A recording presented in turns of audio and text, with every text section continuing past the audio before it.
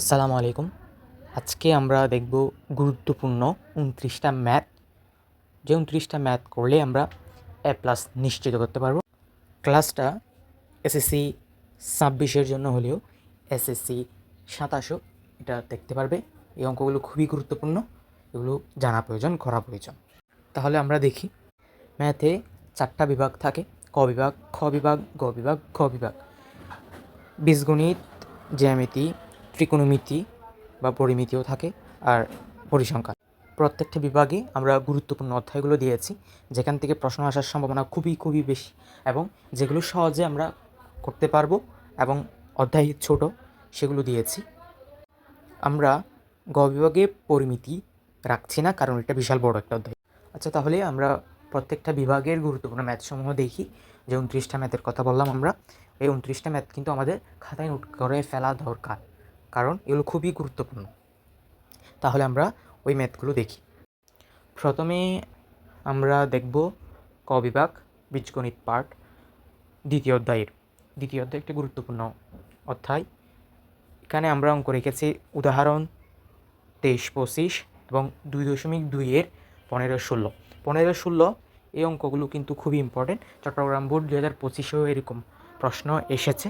আর তৃতীয় অধ্যায়ের কথা যদি বলি, এটা কিন্তু সম্পূর্ণ ম্যাটার করে নিজের উপর, কারণ বেসিক ঠিক রাখতে হবে এবং বোর্ডের সকল ম্যাথ পারলে এটা সহজ হয়ে যায়। বেসিক ঠিক থাকলে মূলত এটা হয়, আর বোর্ডের ম্যাথ পারলে আর কিছু করতে হয় না।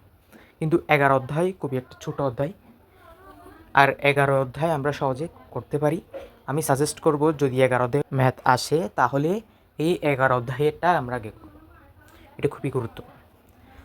11 অধ্যায়ের গুরুত্বপূর্ণ অঙ্ক উদাহরণ 6। এটার বিকল্প হচ্ছে অনুশীলনীর 11 এবং 12 নম্বর অঙ্ক দুইটা। একটু সংখ্যাগুলো চেঞ্জ, একটু ধারাটা পাল্টাই দিছে, কিন্তু একই রকম। এগুলো কিন্তু প্র্যাকটিস করতে হবে অবশ্যই। আর উদাহরণ 11 খুবই ইম্পর্ট্যান্ট, একটা সৃজনশীল। এটার খ বা গ এর অনুরূপ অনুশীলনীর 10 নম্বর অঙ্কটা, এটাও প্র্যাকটিস করতে হবে। আর অনুশীলনীর 7-এর খটা খুবই ফেমাস একটা অঙ্ক, যেটা 2 নম্বরে আর কি কতে আসে। আর 15 নম্বরটাও খুবই গুরুত্বপূর্ণ, এটাও করতে হবে। একটু কঠিন প্রশ্ন হলে এটা আসবে। এখন আমরা জ্যামিতি পার্টে যাব। জ্যামিতি পার্ট হচ্ছে খ বিভাগ। যারা একটু দুর্বল তারা সপ্তম অধ্যায়টা প্র্যাকটিস করবেন, এটা বেশি ভালোভাবে পড়বেন, কারণ এটা জ্যামিতির অংশে সবচেয়ে সহজ একটা অধ্যায়। সপ্তম অধ্যায়ের গুরুত্বপূর্ণ অঙ্ক উদাহরণ 2 এবং 4, অনুশীলনী 7.2-এর 18-19 দুটোটাই সৃজনশীল, এটা খুবই ইম্পর্টেন্ট। এবং সম্পাদ্য 2 এবং 5 খুবই ইম্পর্টেন্ট। এরপর অষ্টম অধ্যায় বৃত্তের মধ্যে একটা উপপাদ্য রেখেছি আমরা, সেটা হচ্ছে উপপাদ্য 18, এটাও গুরুত্বপূর্ণ। এবং অনুশীলনীর যে অঙ্ক দেখতে পাচ্ছেন, সেখানে 8.2-এর 4 নম্বর, 8.3-এর 5 নম্বর, 8.4-এর 5 নম্বর, 8.5-এর 17 এবং 18, এই দুইটাই সৃজনশীল, এগুলো খুবই গুরুত্বপূর্ণ। আর শেষের সম্পাদ্য 3টা খুব ভালোভাবে দেখতে হবে, কারণ এগুলো সম্পাদ্য প্রশ্ন আসলেই এগুলো থেকেই আসে, তাই এগুলো খুবই গুরুত্বপূর্ণ। জ্যামিতি পার্ট সম্পূর্ণ প্র্যাকটিসের উপর নির্ভর করে, তবে এই ম্যাথগুলোর বাইরে আসবে না। পরবর্তীতে আমরা দেখব গ এবং ঘ বিভাগ। ত্রিকোণমিতি 9 অধ্যায়, খুবই গুরুত্বপূর্ণ একটা অধ্যায়। এখান থেকে একটি ম্যাথ 100% আসে, সব সময় আসে। এই নবম অধ্যায়ের 1.1-এর 17, 22, 25 কাজ, 188 পৃষ্ঠার যে কাজ দুইটা আছে সেগুলো সেখান থেকে কোনো একটা করলেই হবে। আর অনুশীলনীর 21 নম্বরটা এটার সাথে তাল মিলিয়ে করতে হবে। আর উদাহরণ 10-11 খুবই গুরুত্বপূর্ণ। আর 9.2-এর 24 বা 26 সেম অঙ্ক।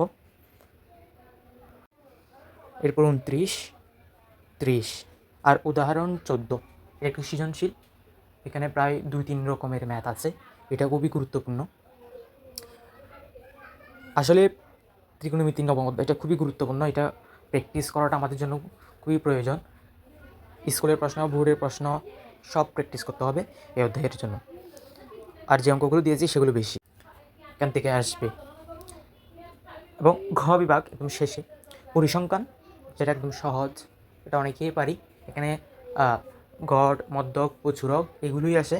আর বহুভুজ টা আসে, আয়তলেখ খুবই কম আসে, অজীব রেখা আর বহুভুজটাই বেশি আসে।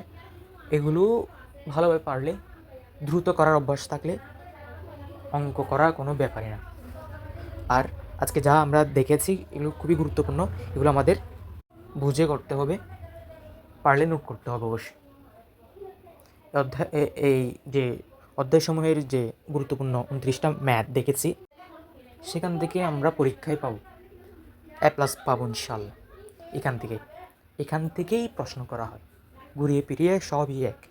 স্লাইডে যা যা অঙ্ক ছিল, যে 29টা বা আরও বেশি, সবই আমাদের খাতায় নোট করা দরকার এবং বুঝে বুঝে করা দরকার। তাহলে আজ এখানেই দেখা হবে কোনো পরবর্তী ভিডিওতে। Thanks for watching. আসসালামু আলাইকুম সবাইকে।